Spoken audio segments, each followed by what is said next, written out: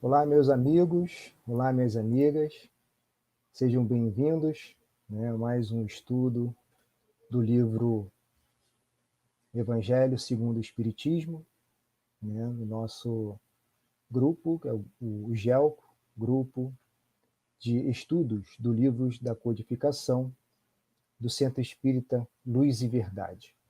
O Centro Espírita fica localizado em Campo Grande, no Rio de Janeiro, na Rua Vitor Alves, 226.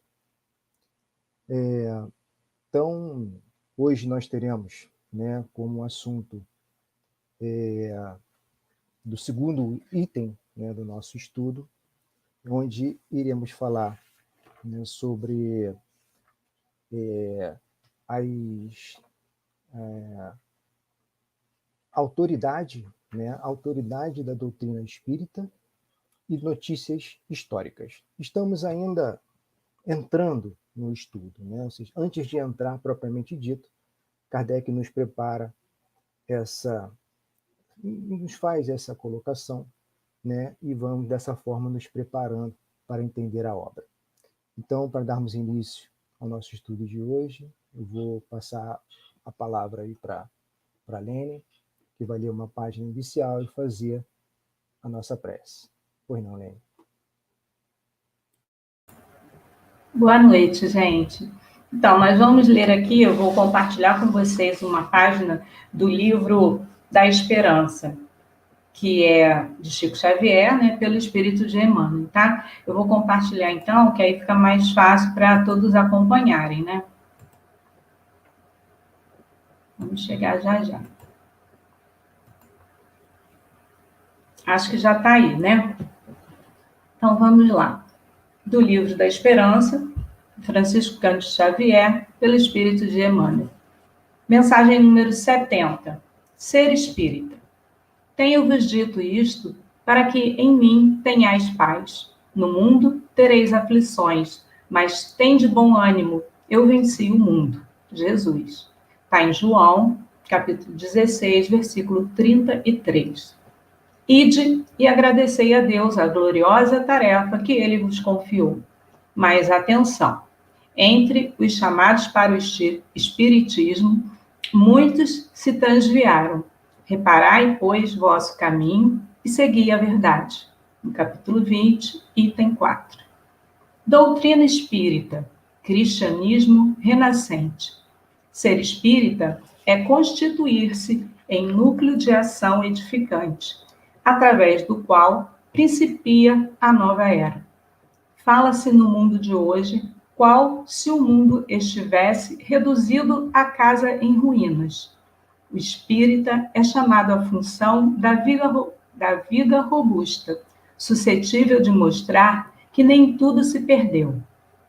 Há quem diga que a humanidade jaz em processo de desagregação. O espírita é convidado a guardar-se por célula sadia, capaz de abrir caminho à recuperação do organismo social. O espírita, onde surja a destruição, converte-se em apelo ao refazimento. Onde estoure a indisciplina, faz-se esteio da ordem. E onde lavre o pessimismo, ergue-se de imediato por mensagem de esperança. Assim sucede porque o espírita reconhece que não vale exigir dos outros aquilo que não fazemos, nem reclamar no vizinho o clarão de um farol, quando muitas vezes esse mesmo vizinho espera pela chama de alguém que lhe aqueça e ilumine o coração enregelado na sombra. Companheiro de ideal, o ensinamento espírita é a palavra do Cristo que nos alcança sem gritar, e a obra espírita, desde as bases primordiais de Allan Kardec, é construção do Evangelho, levantando as criaturas sem rebaixar a ninguém. Trabalha servindo, cônscio de que cada um de nós é o agente da propaganda de si mesmo, no trabalho da redenção humana, que não nasce da violência, e sim da verdade e do amor. Do toque da fraternal no toque fraternal de espírito a espírito. À vista disso, se muito podes realizar a benefício do próximo por aquilo que sabes, somente conseguirás renovar os semelhantes por aquilo que és. Então, meus amigos, vamos agora fechar os nossos olhos para melhor nos concentrarmos, imaginar a figura de Jesus com seu olhar doce e sereno a nos observar. Jesus à nossa frente, de braços abertos, pronto para nos receber, pronto para nos acolher em seus braços, assim como faz sempre quando é necessário. E vamos então agradecer por seu imenso amor por nós, agradecer por estar sempre pronto para nos auxiliar nos momentos difíceis, está ao nosso lado, nos momentos mais fáceis também está ali conosco, sempre a nos apoiar. Agradecer ainda por ele ter vindo aqui na Terra, no nosso planeta, encarnar entre nós para nos ensinar através de seus exemplos e para nos ensinar como devemos agir perante o nosso próximo, como devemos ser para podermos um dia alcançar a verdadeira felicidade.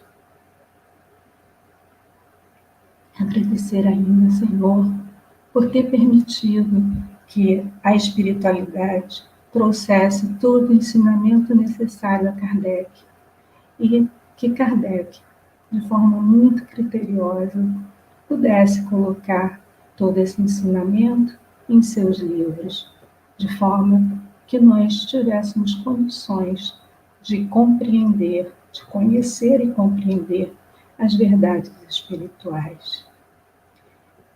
E como eternos pedintes que somos, Senhor, vamos agora então pedir para que possamos realmente ser esse espírita que diz na página inicial, que sejamos otimistas e que espalhemos esperança e amor por onde passarmos.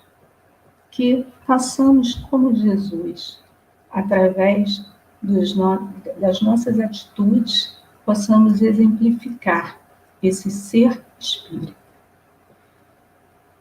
E pedimos ainda, Senhor, para que agora iniciemos o nosso estudo e que esses nossos irmãos que irão conduzi-lo, a Juliana e o Adriano, possam ser envolvidos, possam ser incluídos pela espiritualidade e que suas palavras saiam dos seus corações para os corações de todos que estejam nos assistindo. Fica conosco, Senhor, hoje e sempre. Graças a Deus. Graças a Deus.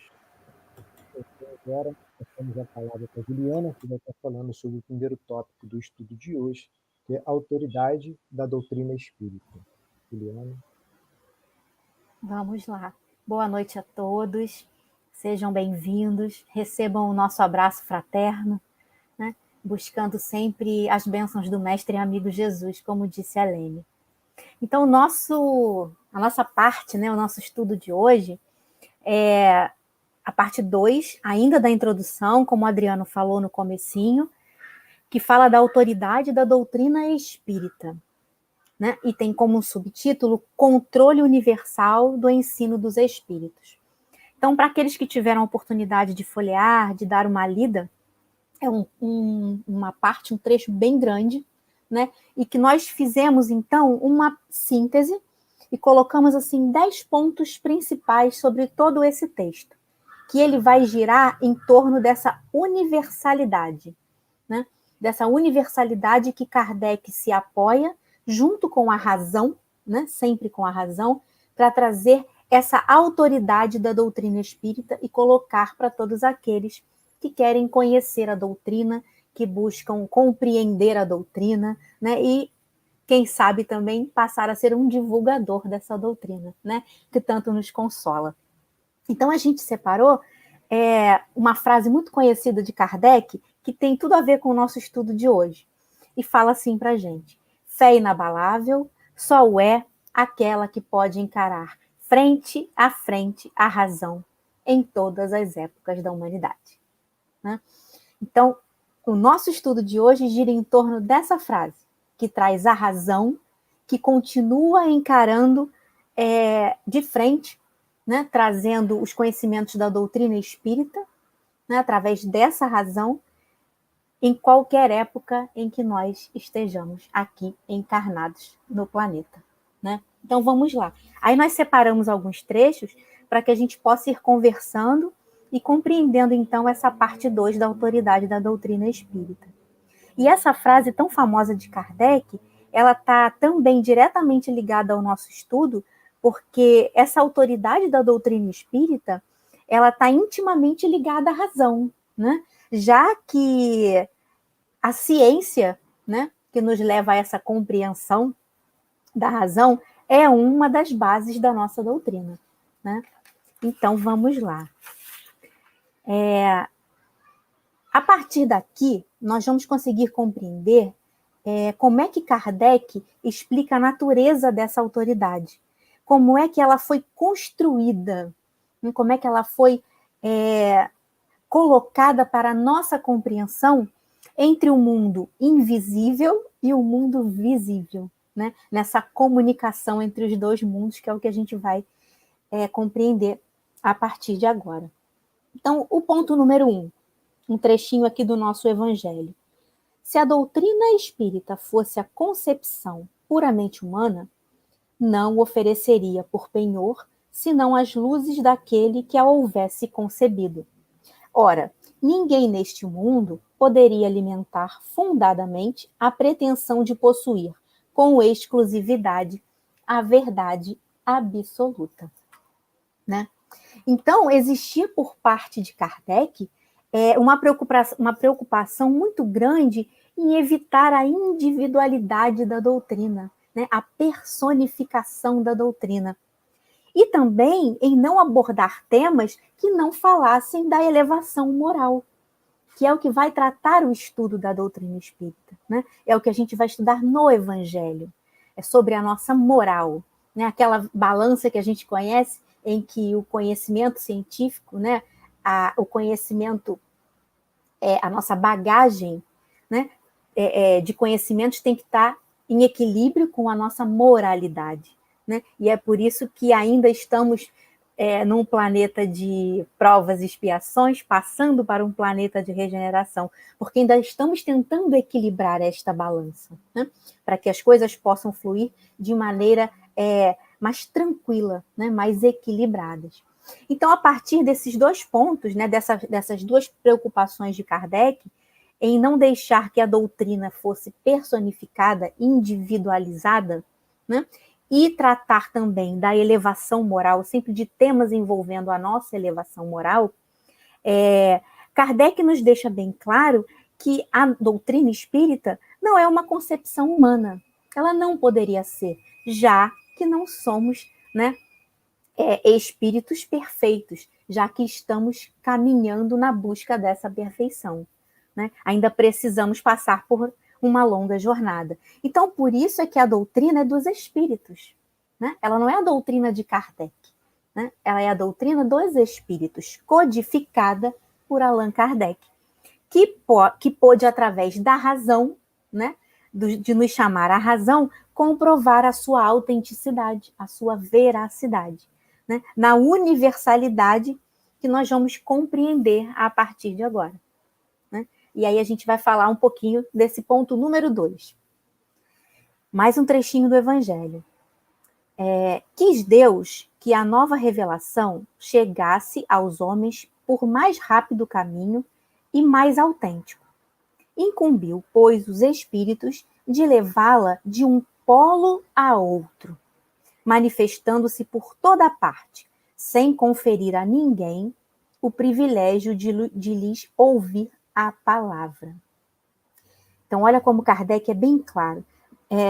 De um polo a outro, né, sem conferir a ninguém a exclusividade, o privilégio, né, de lhes ouvir a palavra.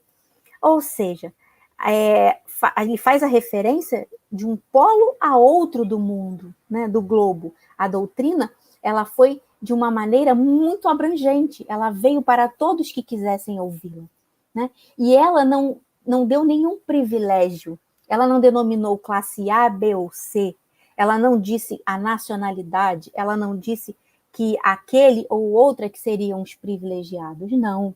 Né? Ela deu esse caráter que não foi individual, né? Ela deu esse caráter universal, que livrou, né, a humanidade de qualquer preferência, né, dando-lhe a possibilidade de compreender os ensinamentos que os espíritos traziam.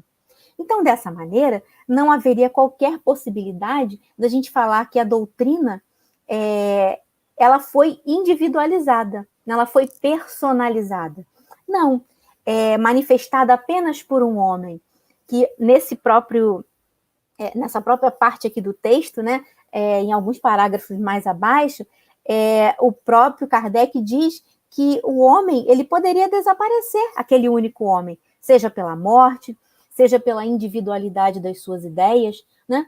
Então, ela não foi dada apenas para que um homem pudesse vir falar dessa doutrina. Não, ela foi colocada de maneira universal, porque assim seria impossível fazer com que ela desaparecesse, porque ela estaria germinando de um polo a outro do nosso planeta, né, do mundo.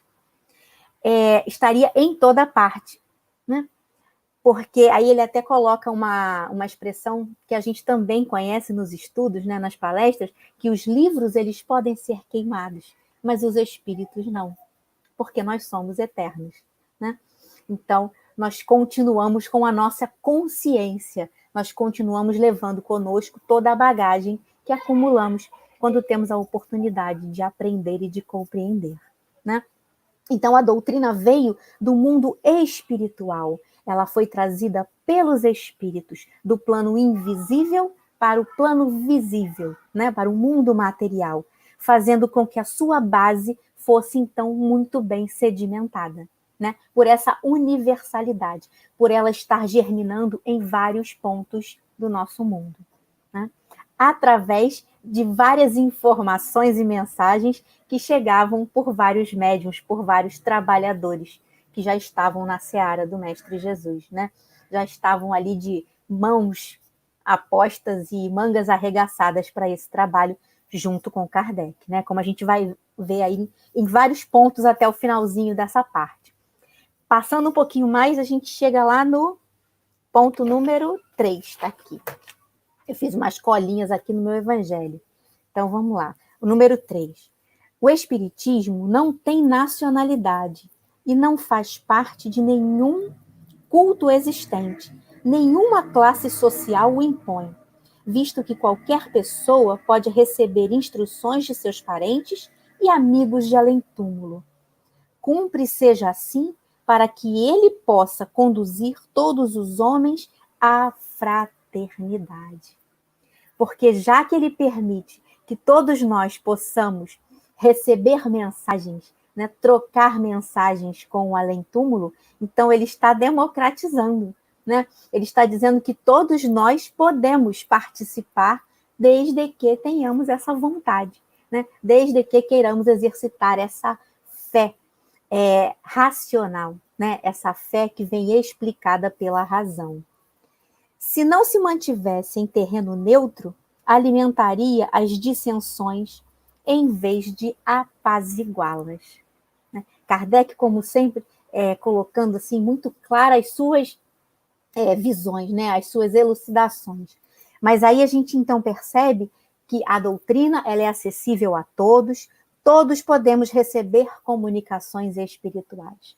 Essas comunicações não são exclusivas de uma classe social ou de uma certa nacionalidade, né? Para que ela possa acontecer e se fazer conhecer, né?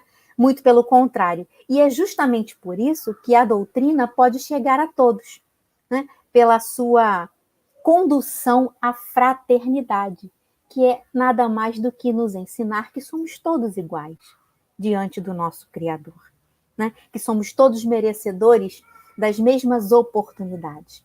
Nós temos o nosso livre-arbítrio e daí para frente nós vamos conduzindo a nossa jornada evolutiva de acordo com aquilo que vamos conquistando ou que vamos deixando de conquistar, né? Mas todos nós temos o nosso tempo, temos as nossas metas e temos o nosso despertar.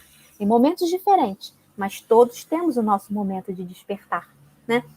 Então, por isso que a doutrina espírita, ela é de fácil acesso a todos que queiram realmente estudá-la, compreendê-la e praticá-la, né? Colocar nas suas ações, na sua conduta diária, né?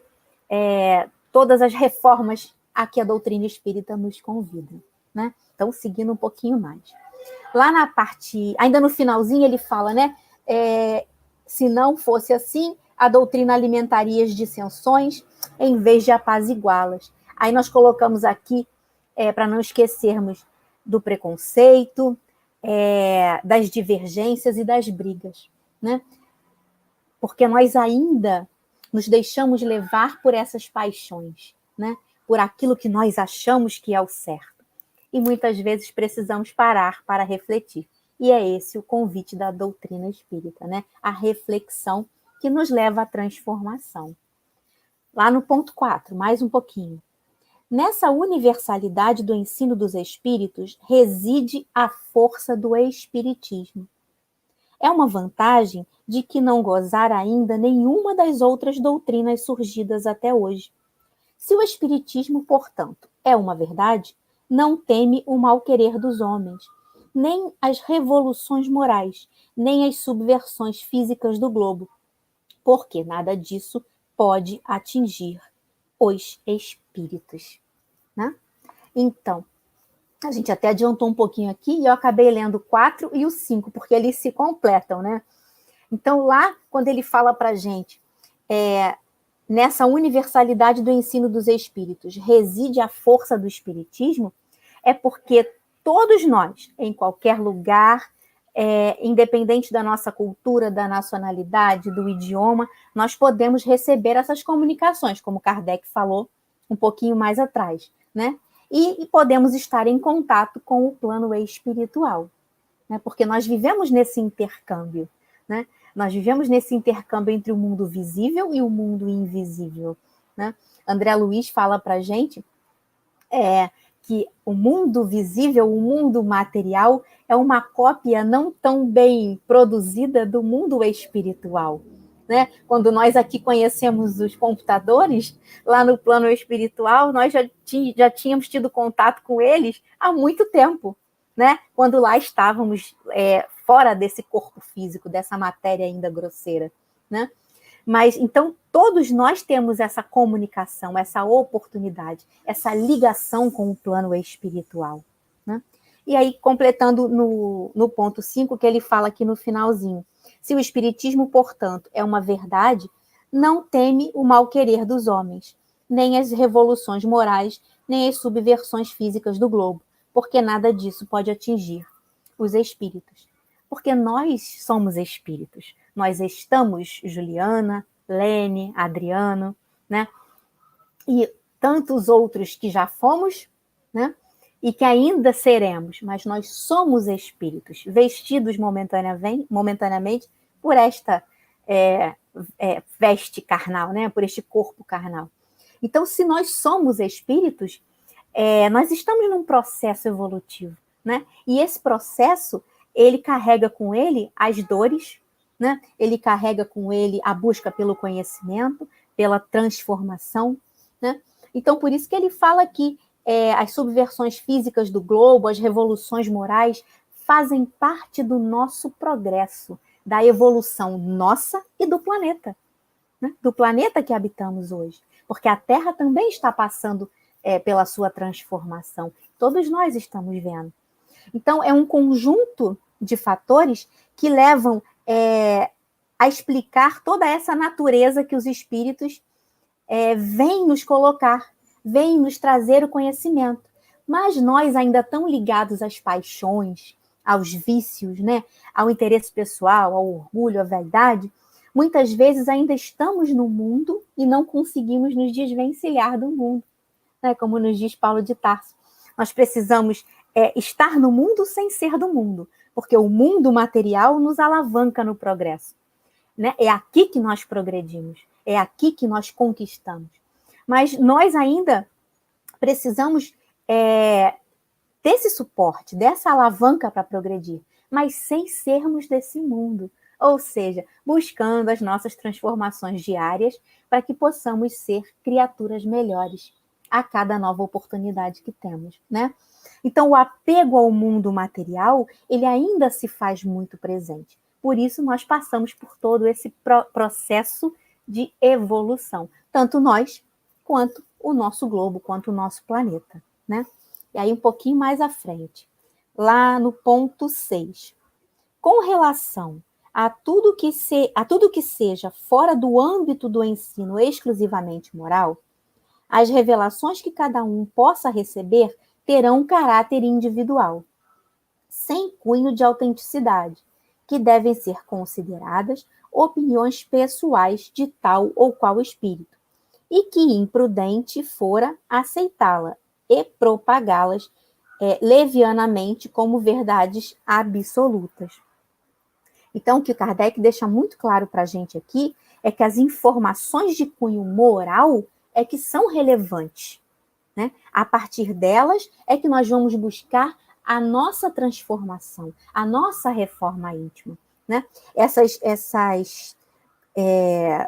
colocações que vêm fora da esfera da moralidade, elas são de caráter muito particular, né? São de caráter muito pessoal, individual, e elas não foram levadas em conta, né, para que nós não nos perdêssemos nesse caminho, né? Kardec foi tão cuidadoso ao elaborar que ele não quis colocar nenhuma personalidade, né? Ele não deu nome a nenhuma mensagem, né? Ele quis muito pelo contrário, buscando todas aquelas mensagens que chegavam de todos aqueles espíritos, junto com aqueles médios trabalhadores na seara do Cristo, que nos fizessem e nos trouxessem esse conhecimento universal.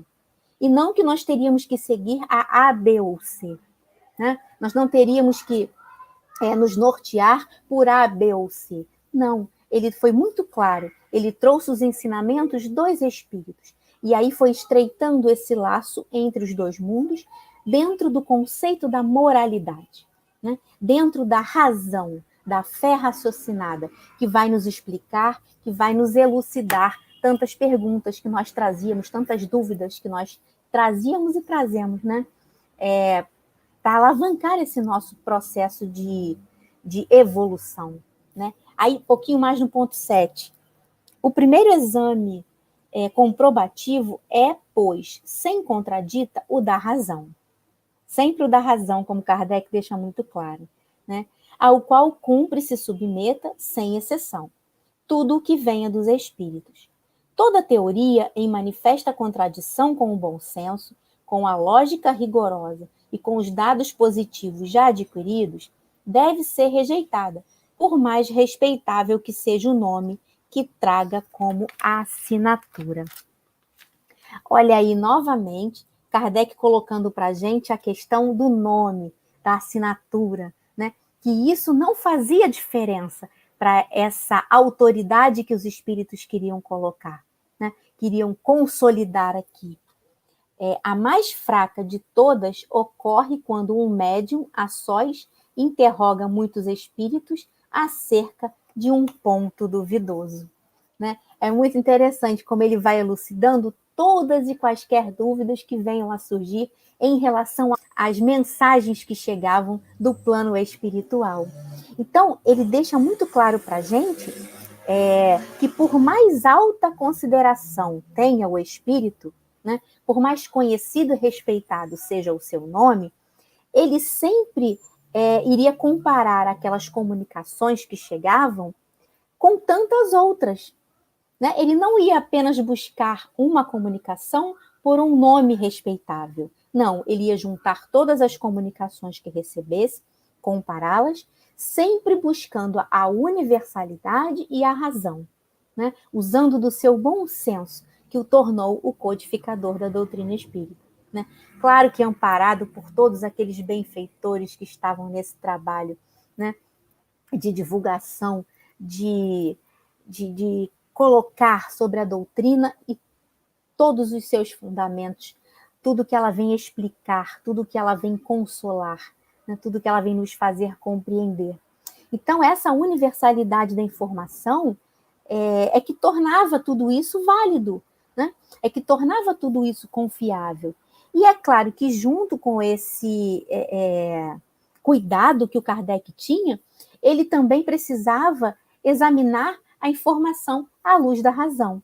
Por isso que nós dissemos que ele juntava a universalidade, que eram todas as mensagens que chegavam, né, para compará-las e, com base na razão, poder, então, começar a colocar todas as informações, tudo aquilo que era verdadeiro, né, e que poderia ser ensinado e explicado, né, para todos aqueles que quisessem ouvir.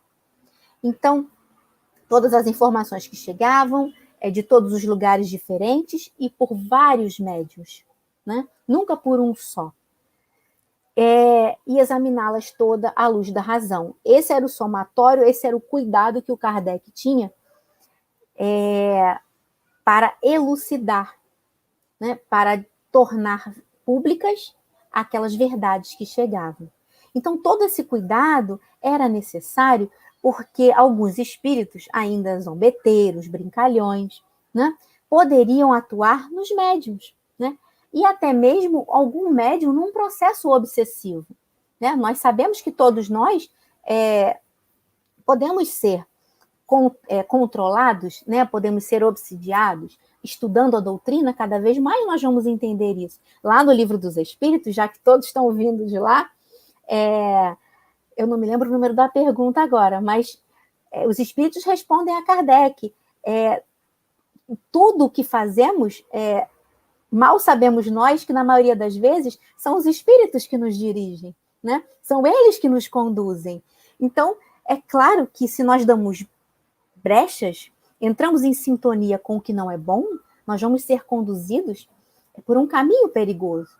Né? Por isso, vigiai e orai, porque nós precisamos dar sintonia, estar em sintonia com tudo aquilo que vem de bom, né? De trabalho, de prática do bem. Né? Então, nós sabemos que existem aqueles espíritos ainda brincalhões e zombeteiros, e que poderiam, até por um processo obsessivo, iniciar, né, com falsas mensagens para que elas fossem colocadas de maneira errada. E até lá no Livro dos Médiuns, como vocês vão estudar no ano que vem, os pseudo-sábios, né? Que Kardec fala para a gente, aqueles que se manifestavam usando nomes conhecidos, para dizer que as suas mensagens eram de espíritos sérios, espíritos conhecidos. E, na verdade, não. Continuavam sendo de espíritos brincalhões e zombeteiros. Né? Então, tudo isso, todas essas comunicações verdadeiras, elas se associavam a nomes conhecidos, né? Mas vale ressaltar que o nome não era relevante para Kardec, né? Tanto que a gente não vê a publicação dos nomes, né? A gente vê um trabalho de um grupo de benfeitores espirituais, de um tarefeiro encarnado responsável pela codificação, junto com trabalhadores também encarnados que dispunham da sua mediunidade para essa união, né? Para que todo esse trabalho fosse colocado em obras que fossem nos dar esse respaldo, fossem nos dar esse conhecimento, né? Então, vale sempre ressaltar de que o nome para Kardec não era relevante, né? E que o importante era ver se a informação estava em concordância com a razão, com o bom senso, com a bondade que o Criador espera de todos nós, né? Então, parte 8, para a gente não se alongar muito, daqui a pouquinho o Adriano também precisa falar.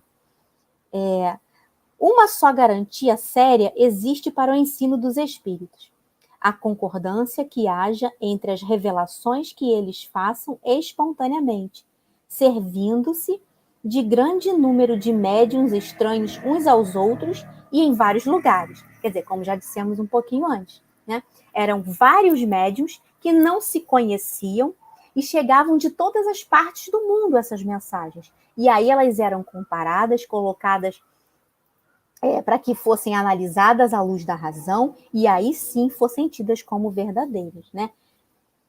E se, portanto, aprouver ao espírito formular um sistema excêntrico baseado unicamente nas suas ideias e com exclusão da verdade, pode ter-se a certeza de que tal sistema conserva-se circunscrito e acabará por terra, diante das instruções dadas de todas as partes, conforme os múltiplos exemplos que já se conhecem. Então, foi essa unanimidade que pôs, né, ao fim, todos os sistemas parciais que surgiram na origem do Espiritismo, quando cada um explicava à sua maneira os fenômenos, e antes que se conhecessem as leis que regem as relações entre o mundo visível e o mundo invisível. Era o sobrenatural, o extraordinário, né, que com a doutrina espírita nós conseguimos compreender de que não há o sobrenatural, né? Não é o extraordinário. Tudo é muito bem explicado pela razão, né? Então, Kardec usava da razão, tinha preocupação com a veracidade e sempre atento a essa universalidade das informações, das mensagens que chegavam. Porque, então, antes desse processo, como bem Kardec falou aqui para a gente, outros processos que antecederam acabaram caindo por terra porque colocavam na conta do sobrenatural, né? O que não era sobrenatural, o que tinha sempre uma explicação, né? Uma razão de ser. E aí, continuando mais um pouquinho, já entrando lá no item 9, fala aqui para a gente... Aqui achei. Com extrema sabedoria, procedem os espíritos superiores em suas revelações. Não atacam as grandes questões da doutrina, senão gradualmente, à medida que a inteligência se mostra apta a compreender verdade e ordem mais elevada e quando as circunstâncias se revelam propícias à emissão de uma ideia nova. Então, Kardec fala aqui para a gente que os espíritos não têm pressa, né? Tudo vai sendo revelado, tudo vai chegando de acordo com a necessidade da humanidade, né? Tudo vai acontecendo de acordo com o nosso grau de entendimento. Sabe, lá no Evangelho, quando a gente vai ouvir assim, o nosso Pai não nos dá fardos que não podemos carregar, né? Então, ele só vai nos permitir entender aquilo que nós já temos condições, né? E isso é um item muito importante dentro da autoridade da doutrina dos espíritos, porque ele também vai dar informações de como nós, que temos a responsabilidade, que nos colocamos na divulgação da doutrina, que nos colocamos diante dos esclarecimentos, que nos propomos a levar, né, um pouquinho do conhecimento sobre a doutrina espírita, também temos que ter, porque todos nós temos o nosso tempo de aprender, né? Nós não podemos chegar para uma pessoa que está conhecendo a doutrina e falar sobre coisas que ela ainda não tem condições de compreender. Por isso que tem uma organização. Começa lá no Livro dos Espíritos, né? Geralmente depois de ouvir alguns estudos, algumas palestras nas casas espíritas, aí tomar o passe, aquela pessoa se sente bem e vai se chegando, vai começando a querer conhecer, a compreender. Assim os espíritos fazem com todos nós, né? Eles sabem do nosso tempo e da nossa real condição de entendimento. Então, tudo tem a sua forma e o seu tempo correto, né? Não nos apressemos, mas tenhamos a responsabilidade de, já que estamos como divulgadores, como trabalhadores nessa seara, de fazermos o nosso melhor. E quando tivermos dificuldades, não deixemos que a soberba, né, que o orgulho tomem conta de nós, porque nós não sabemos tudo, muito pelo contrário. Graças à misericórdia do Pai, nós temos a oportunidade de estudar, né, com as obras, com o que a doutrina vem nos explicar. Mas nós não sabemos tudo. Então, tenhamos a humildade de buscar conhecer, de falar ao outro, eu vou buscar me inteirar sobre esse assunto para melhor te responder, né? De chamar o companheiro, de trazê-lo. Quem sabe ele não vai poder explicar melhor àquele que chega com dúvida. Então, nós vamos fazendo uma troca, né?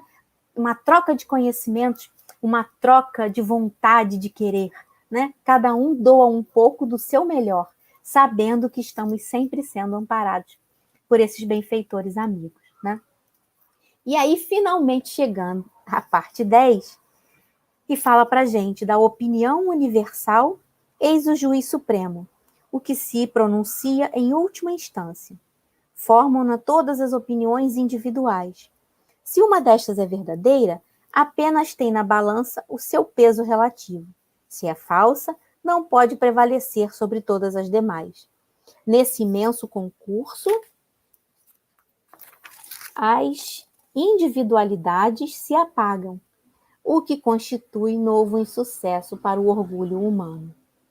Enquanto isso não se dá, aquele que flutue entre dois sistemas opostos pode observar em que sentido se forma a opinião geral.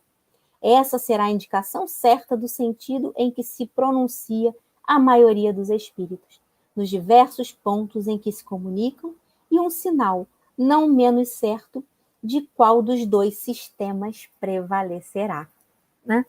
Então, sempre se baseando nas informações universais, Kardec é um grande exemplo disso, porque deixou o seu nome verdadeiro, né? O professor Rivaio, tão conhecido na França, tão conhecido no meio acadêmico e cultural na Europa, né, como um todo. Ele deixa seu nome de lado e adota o nome de Allan Kardec, né? Foi o nome que ele teve em uma de suas encarnações passadas. Então, ele adota o nome de Allan Kardec para não personalizar os ensinamentos que vinham dos espíritos, como o professor Rivaio, né? Pelo seu grande conhecimento e pela respeitabilidade que todos tinham por ele, né?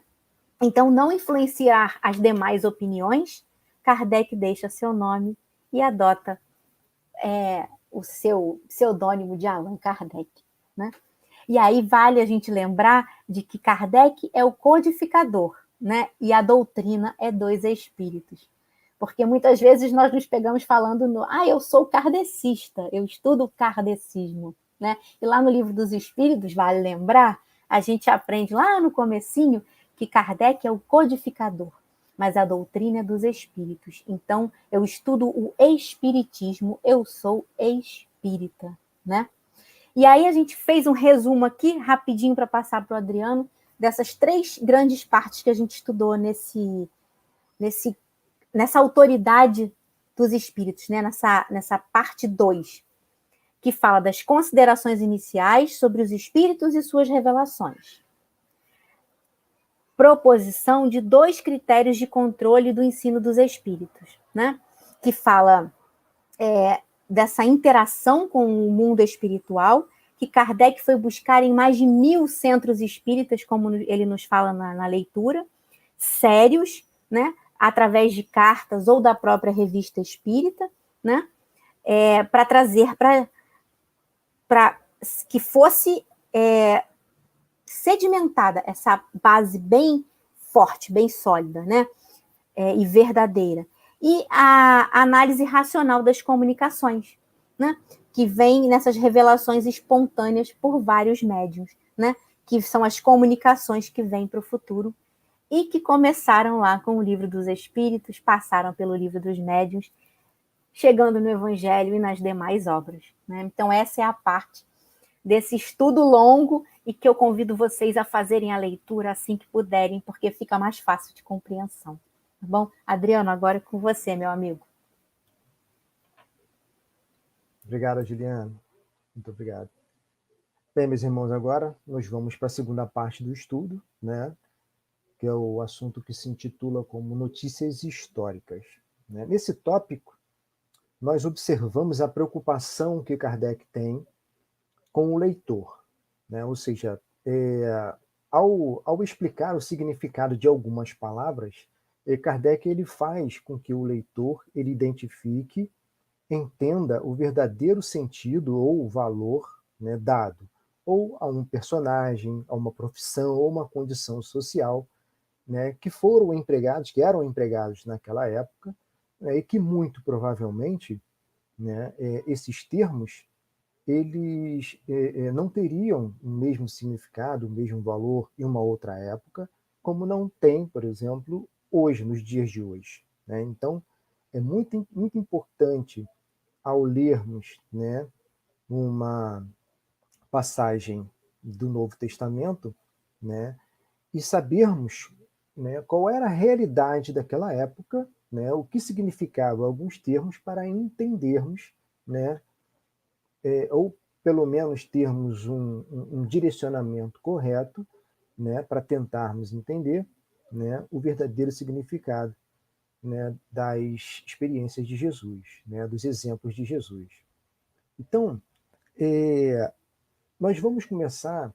Kardec cita, são alguns nomes aqui, vamos começar os que têm menos assim, citações no Evangelho, né, para depois, no final, a gente vai nos atentar àqueles que são mais importantes. Então, vou começar aqui com algumas seitas, né, judia que nasceram. A Juliana falou muito de dissensões, né, ou seja, de divisões, né, porque a busca, né, ou seja, por ter como exclusividade, ser detentores da verdade absoluta, isso faz parte do desenvolvimento da humanidade, né? E em função disso é que a gente vai verificar muitas divisões, ou seja, o surgimento de várias seitas diferentes. É o que acontece aqui. Os saduceus, né, eram seita judia, né, foi criada por volta de 248 anos antes de Cristo, né? Seu fundador chamava-se Sadoc, né? Característica dele, eles não criam na imortalidade da alma, né, nem na ressurreição, nem nos anjos bons e maus, né, ou seja, nada esperavam após a morte, ou seja, eles apenas acreditavam em Deus, né, e o serviam, né, esperando serem recompensados em vida. Ou seja, eles viviam para a carne, né? E Kardec cita lá, eles eram os materialistas, os deístas e os sensualistas da época. E aí depois ele coloca os essênios ou esseus, totalmente contrário. E aí eles são mais novos. Então, ou seja, seita judia, fundada em cerca de 150 anos antes de Cristo, reconhecidos pelos costumes brandos e por austeras virtudes, ensinavam o amor a Deus e ao próximo, ensinavam a imortalidade da alma e acreditavam na ressurreição. Totalmente contrário, né? Viviam em celibato, condenavam a escravidão e a guerra, punham os seus bens em comunhão e se entregavam à agricultura. Por isso, né, por essa maneira, né, de acreditar, de viver, né, eles eles se assemelham muito aos primeiros cristãos. Kardec ele traz essa informação, em virtude da sua maneira de viver, né? E tem muitos, e eu já ouvi algumas pessoas falarem isso, né, principalmente quando Jesus ele sai ali, né, da adolescência e a história dele, ou seja, não é contada, né? Ou seja, tem uma parte de Lucas que conta ele. Então dizem que ele fica no deserto, assim, são algumas passagens que não são reconhecidas, mas algumas pessoas falam, inclusive falam que ele, né, antes de iniciar a sua missão, ele pertencera à seita dos essênios. Obviamente, se a gente for, assim, é claro que isso não é uma posição defendida pelo Espiritismo, né? Até mesmo porque o Espiritismo o vê como o Messias, ou seja, o espírito mais evoluído que pisou na Terra, tá? Então a gente não tem esse posicionamento. Mas eles fazem essa comparação em função justamente da maneira com que se portavam os essênios, né? Agora a gente vai falar sobre os publicanos. Aí já vem um termo conhecido por nós, né? Ou seja, ele é muito citado nas passagens evangélicas do Novo Testamento. Os publicanos, o publicano era uma profissão, né? Ou seja, eles eram coletores de impostos. Ou seja, isso é muito antigo, né? E acontece que assim, a função em si, né, da profissão, em função da profissão, muitos enriqueciam. Então nós vamos ver, né, por exemplo, né, Zaqueu é um exemplo do Novo Testamento. Mateus, o apóstolo Mateus ou Levi, era publicano. E a gente vai ver que eles tinham uma condição, né, financeira, né, melhor do que a grande maioria daqueles que estiveram com Jesus. Então, muitos achavam, né, ou seja, acabavam julgando os publicanos, né, pelo fato deles enriquecerem sendo profissionais dessa área, fruto de um lucro escandaloso. A questão é que os judeus sempre foram contra, principalmente em todo o controle romano, né, o que deixavam os judeus, né, mais irritados era a questão do pagamento de impostos. Isso eles não aceitavam mesmo. Né? Então eles passaram a ter horror a quem assumia essa profissão. Né? Tanto é, né, que essa questão, né, de não querer pagar um imposto, ele chegou a virar até assunto de questão religiosa. E eles adotaram, né, uma postura de que essa questão de pagar imposto seria contra a lei. E a gente sabe que para os judeus, né, tudo o que estivesse na lei, que fosse considerado lei, para eles era sagrado. Para vocês verem como que eles assim viam essa questão do pagamento de imposto. Então, ou seja, os judeus viam os publicanos como gente de má vida. E não somente os publicanos em si, mas todos aqueles que o acompanhavam. Então, ou seja, e nós vamos ver justamente isso, que a gente vai ver lá na frente, Jesus em casa de Zaqueu, Jesus chama Mateus para ser um de seus apóstolos. Então, ou seja, a gente vai vendo por que, que esse nome, né, publicano, ele vai ter consequências nas passagens bíblicas e uma lição moral, né, que Jesus vai nos trazer. E a gente vai lembrar também dessa questão, né, ou seja, do dinheiro em si, daquela passagem que Jesus que ele é perguntado a respeito dos impostos, né? Dê a César o que é de César, a Deus o que é de Deus. Então, para você ver como que é importante a lembrança do que significa essa questão do publicano, né, nos textos evangélicos. Né? Hoje, por exemplo, esse termo, ele, ou seja, do que era usado naquela época, hoje ele já é usado pejorativamente. Então, ou seja, se você quiser identificar uma pessoa que é muito vidrada em dinheiro, né, ele pode usar o termo, ele vai usar o termo, esse é um publicano. Então, quer dizer, o cara ele não se interessa por nada, só se interessa por dinheiro. Então, para a gente ver qual é o significado de uma época, o significado de outra. Né? Kardec ele cita também o termo portageiros. Seria a mesma coisa, porém, esses coletores de impostos, eles estariam lidando com um segmento da sociedade mais baixo. Então, o termo seria praticamente, o significado seria o mesmo. E aí nós vamos passar para os escribas. Para nós, né, escribas serão os doutores da lei. E aí vem, ou seja, a importância, né, dessas pessoas naquela sociedade. Então, ou seja, os doutores da lei eram aqueles que ensinavam as leis de Moisés e as interpretavam para o povo. Né?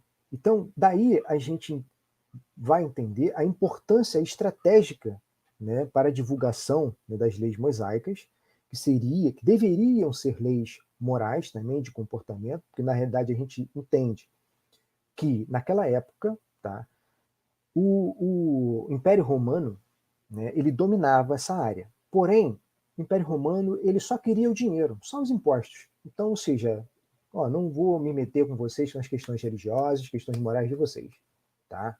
Eu quero é o dinheiro, porque os impostos que eu vou arrecadar, essas questões aí morais e religiosas ficam com vocês mesmos. Tanto é que a gente tem o Sinédrio, né, que vai fazer todo o julgamento das questões religiosas. Basta lembrar que Jesus, quando é preso, ele é levado para Pôncio Pilatos. Pôncio Pilatos, que era o governador, né, ele viu que Jesus não tinha feito nenhum problema material, não tinha roubado, não tinha matado, então falou, não, então essa questão aí, ou seja, eu só julgo as questões materiais. As questões religiosas é com Herodes. Então pede para que envie Jesus para Herodes. Olha, aqui ele não cometeu nada não, deve ter tido algum problema com vocês judeus aí, alguma questão religiosa. Mas aí não era isso que a gente vai ver, né? Ou seja, era uma questão mesmo de ética, era uma questão de Jesus estar indo contra todos os dogmas, né, os seus interesses, né, e retorna para Pilatos poder executar aquela missão, e Pilatos lava as mãos porque Jesus não tinha nada que oferecer, ele só faz isso para, ou seja, não ter ali um problema político, né, ou seja, o que ele queria mesmo, ou seja, era estar ali saciando ali os interesses, né, do Império Romano, né, de Roma. Então ele não queria problema, ele lava as mãos e sacrifica Jesus, manda sacrificar Jesus. Então os escribas eles têm essa importância e crucial, né, que o problema era o seguinte, eles tinham o dever de interpretar as escrituras para o povo, porque o povo era ignorante, então, ou seja, ele fazia essa transcrição, né, essa interpretação, porém, eles não faziam isso de maneira correta. E como, né, os fariseus, que nós veremos daqui a pouquinho, né, os doutores da lei eles se apegavam muito às práticas exteriores, né, ou seja, deturpando o verdadeiro sentido da lei. E aí vem os fariseus. Os fariseus também é uma seita judaica, só que data na criação, né, da sua criação, data de em torno de 180 a 200 anos antes de Cristo, né? A questão é que as divergências entre as relações da interpretação, né, das escrituras, né, fazem surgir, como a gente falou, cada vez mais seitas diferentes. Então, a gente falou isso no início. Por que de tantas seitas, né? Justamente isso. E os fariseus, né, um exemplo clássico que vocês poderiam, né, estar assim absorvendo em termos de ensinamento seria o livro Paulo e Estevão, né? Vocês vão ver praticamente se transportar para a época pós Jesus um pouquinho, né? Que Paulo não foi contemporâneo de Jesus, Saulo, né? Depois se converte em Paulo. E vocês vão ver com detalhes essa questão do farisaísmo, né, do sinédrio, do doutor da lei, né? Então, os fariseus, eles, em função, né, de serem também estudiosos, né, eles, na realidade, naquela época, eles eram tidos como homens de fé. Eles eram exemplos a serem seguidos. Então, olha só a importância dele e dos doutores da lei para uma sociedade. O problema é que, assim, eles, ou seja,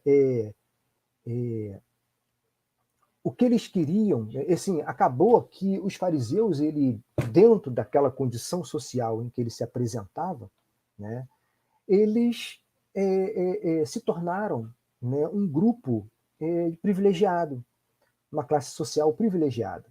Então era óbvio que para eles, ou seja, interpretar conforme se deveria fazer, não era vantajoso. Eles, juntamente com os doutores da lei, eles tinham aquele privilégio de serem uma classe social superior, né? Basta lembrar que na época de Jesus tinha-se o Vale dos Leprosos. Então, ou seja, as pessoas que ficavam doentes não tinham nenhum auxílio do governo, eram colocadas para morrer longe da sociedade. Inclusive, nesse livro Paulo e Estevão, vocês vão ver o trabalho, né, dos apóstolos de Jesus na Casa do Caminho, que começa mais ou menos no atendimento dessas pessoas necessitadas.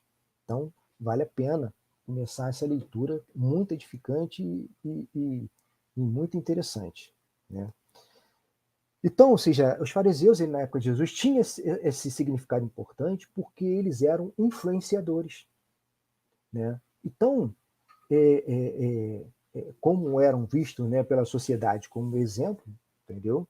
Então, eles, isso aí, Jesus, por exemplo, né? Assim, os fariseus, eles também, como os doutores da lei, eles eram cumpridores das práticas exteriores, né? Ou seja, orava tantas vezes por dia, na hora de depositar ali uma esmolinha, balançava, né, aquele instrumento lá para dizer a todo mundo que estava dando.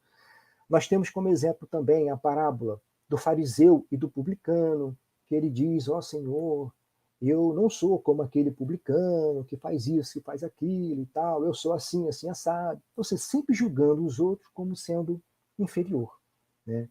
Então, e Jesus, acontece que, como eles, no caso, somente se apegavam às práticas exteriores, né, e no seu íntimo eram pessoas diferentes, tinham outros interesses, né, e chega a ponto que o próprio Kardec ele coloca, né, para a gente, né, que os fariseus tinham a religião mais como meio de chegarem aos seus fins que objeto de fé sincera, né? E o que acontece é que Jesus, como a gente falou, né, um espírito mais evoluído, né, a pisar na face da terra, ele enxergava a essência do ser.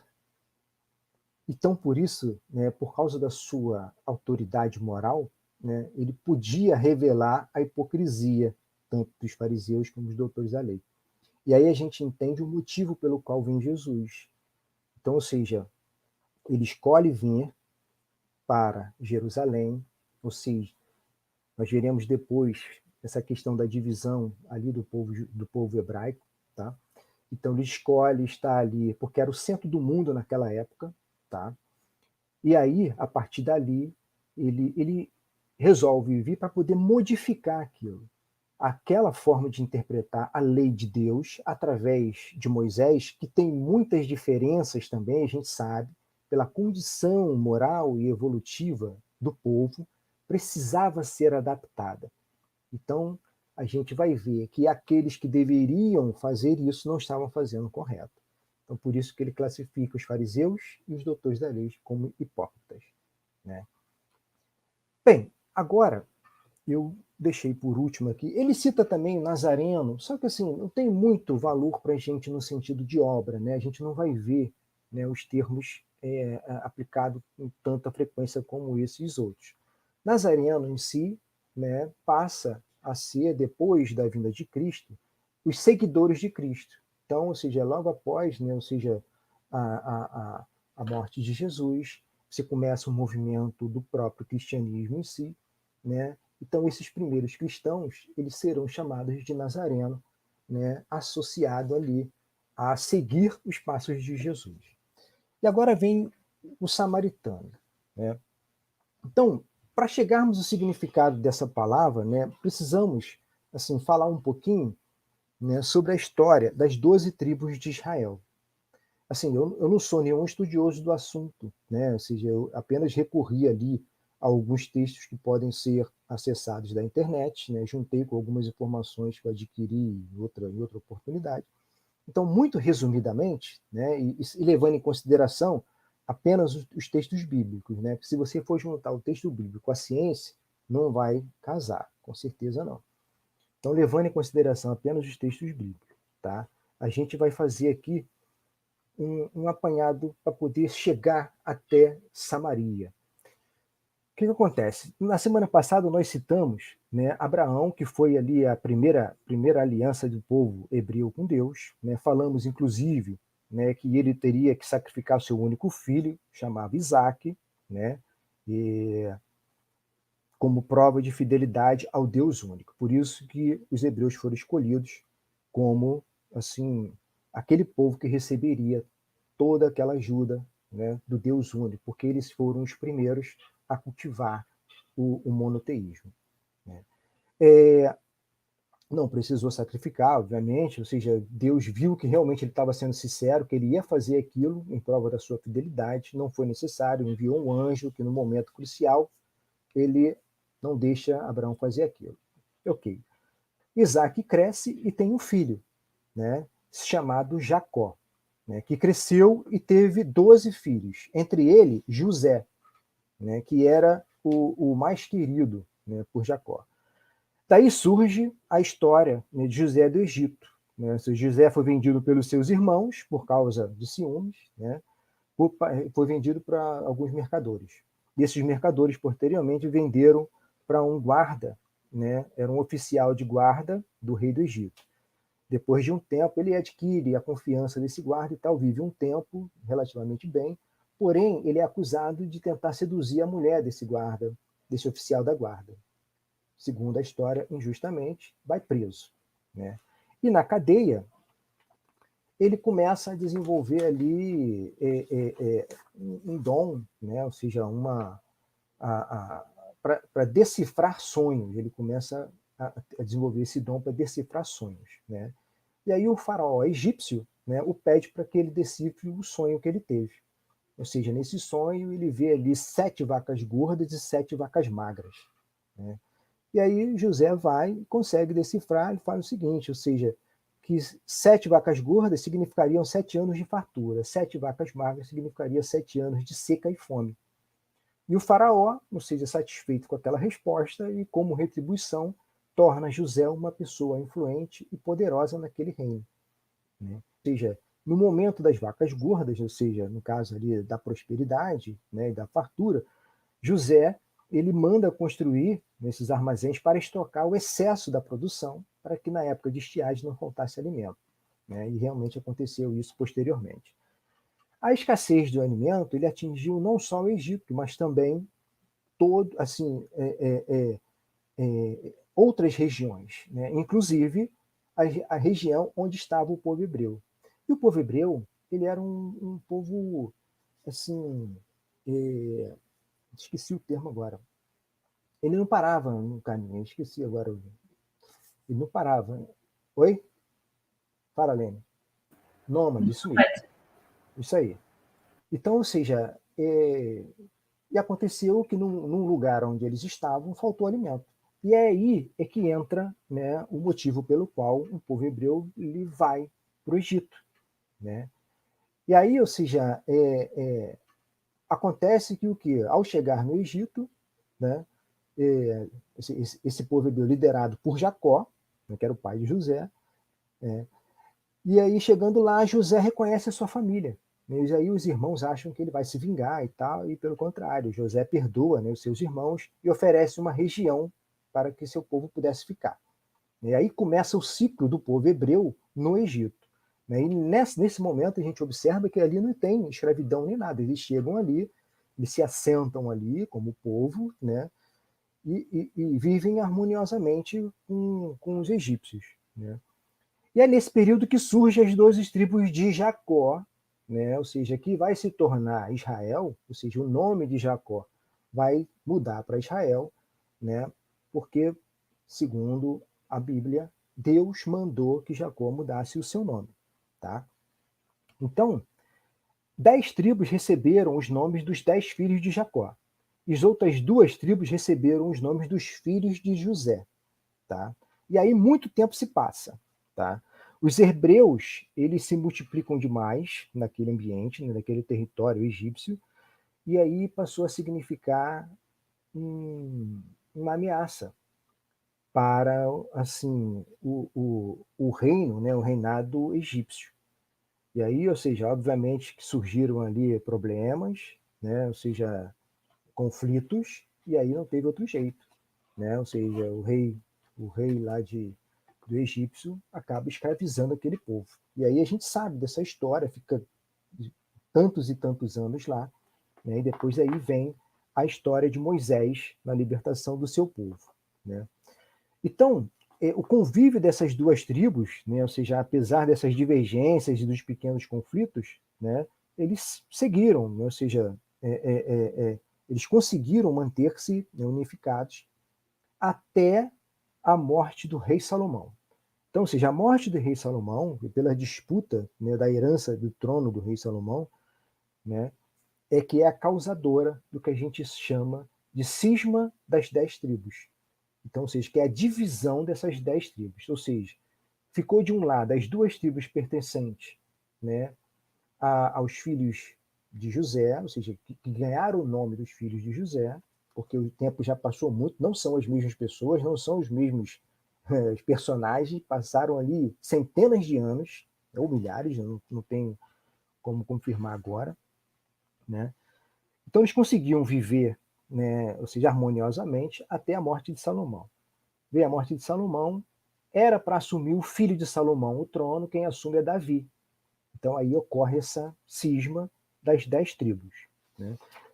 E aí, o que acontece é que a separação dessas tribos, ou seja, essa parte que fica, que tem o nome do filho de José, né, eles vão se instalar em Jerusalém, ou seja, eles continuam, né, em Jerusalém.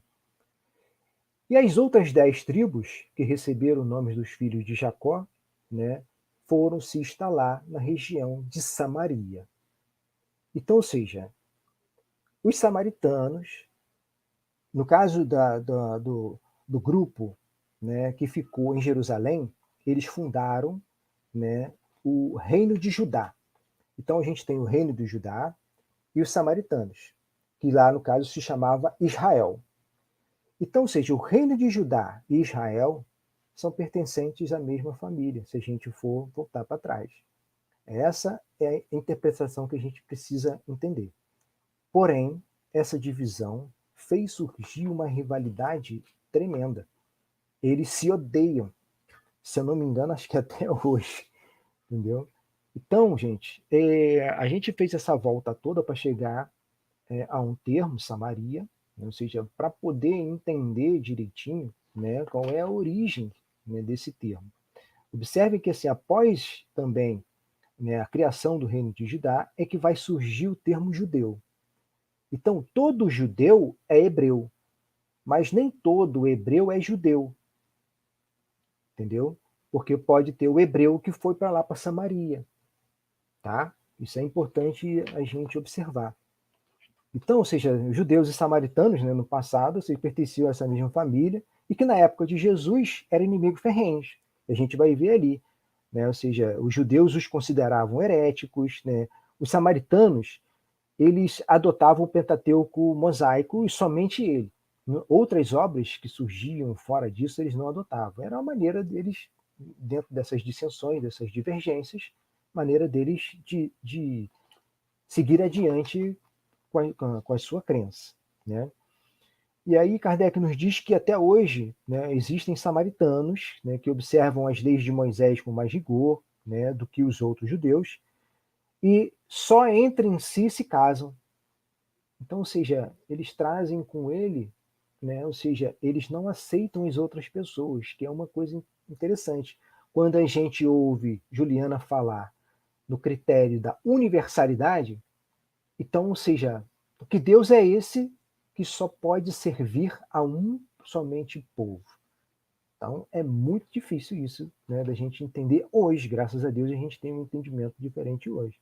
Tá? Então, meus irmãos, assim,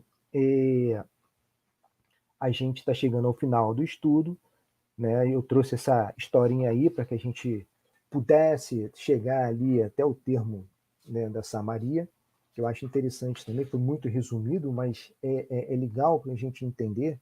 Realmente o povo hebreu, ele foi o escolhido, ele desenvolveu um trabalho importantíssimo, né? Moisés foi um missionário, né? Era um excelente médium. Jesus já foi o Messias. Existe uma diferença muito grande em termos de evolução espiritual entre um e outro. Né? E aí depois, com o tempo, a gente passa por novas divergências, novas divisões, né? E vem surgir a terceira revelação, que tem como objetivo unificar, ou seja, mais uma vez, colocar ali o critério da universalidade, né? Que é o amor, qualquer tipo de ensinamento. E Jesus traz isso. A gente é que tem dificuldade de entender. Né? Qualquer ensinamento ele tem que ser universal. Ele tem que abranger a todas as raças, todos os sexos, todas as condições sociais. Se não for dessa forma, não é o ensinamento correto, não é a verdade que Jesus veio trazer. Então é isso, meus irmãos. A gente vai estar abrindo aqui para se caso vocês tenham alguma dúvida, alguma pergunta para fazer, né? E depois, posteriormente, estarei passando a palavra aqui para a Juliana para ela fazer a nossa prece final. Você quer falar alguma coisa, Lene? Não, vocês saíram muito bem. Foi ótimo, gente. Acho que nem eles têm dúvida, olha. Estamos aqui. Obviamente também o canal do WhatsApp também está aberto, tá? Para perguntas. Esse é o momento. E a gente percebe que a gente ainda não entrou no evangelho propriamente dito, né? Ou seja, a preocupação que Kardec nos traz é de nos preparar para a leitura posterior. Isso é assim, muito importante, uma coisa muito interessante.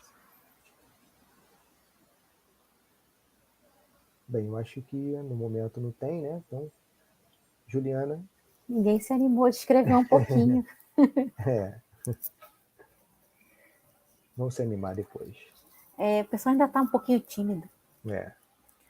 Mas vamos lá. Então, vamos fazer a nossa prece, fecharmos os nossos olhos, elevarmos nossos pensamentos ao alto, agradecendo pela oportunidade do estudo, do aprendizado, de tantos conhecimentos que nos chegam, que nos consolam, nos esclarecem, para que possamos ter a certeza de que estamos sempre sendo amparados na nossa jornada, na nossa caminhada evolutiva. Nosso Mestre Jesus, nosso guia e modelo, o nosso Criador, nosso Pai de amor e bondade, estão sempre velando por nós, sempre confiantes de que estaremos nos melhorando, quando conseguimos nos conduzir a cada dia um pouco melhor, né? Transformando as nossas imperfeições, melhorando aquilo que necessitamos ainda melhorar e seguindo em frente, sabedores de que as nossas conquistas de hoje farão parte dessa nossa bagagem de espíritos milenares que somos. Então, Senhor, agradecidos sempre, a Ti, aos benfeitores amigos, a toda essa gama de conhecimentos que está à nossa disposição nas obras que Kardec codificou, nas obras que tantos autores nos presenteiam, falando sobre a doutrina espírita, sobre a doutrina do amor e da caridade que existe dentro de cada um de nós. Nós te pedimos licença para encerrar o estudo da noite de hoje, agradecidos sempre e envolvidos na doce e serena paz do Mestre e amigo Jesus. Que assim seja, Senhor. Graças a Deus. Que assim seja. Graças a Deus. Tem umas mensagens aqui. Deixa eu ver aqui. Vamos ver lá. Estamos repetindo após tanta informação. De Nelson, esse assunto de nos localiza no tempo e nos orienta na compreensão das bases da doutrina. Que bom. É isso, gente. Aguardamos, tá? O WhatsApp também. Se vocês tiverem alguma dúvida, pode mandar pra gente, tá bom? Então, até segunda que vem. Isso aí. Agradecemos a presença de vocês. Se Deus quiser. Muito obrigado. Fiquem com Deus. Obrigada. Um abraço para todos. Fiquem com Deus. Boa noite. Até segunda. Boa noite. Boa noite.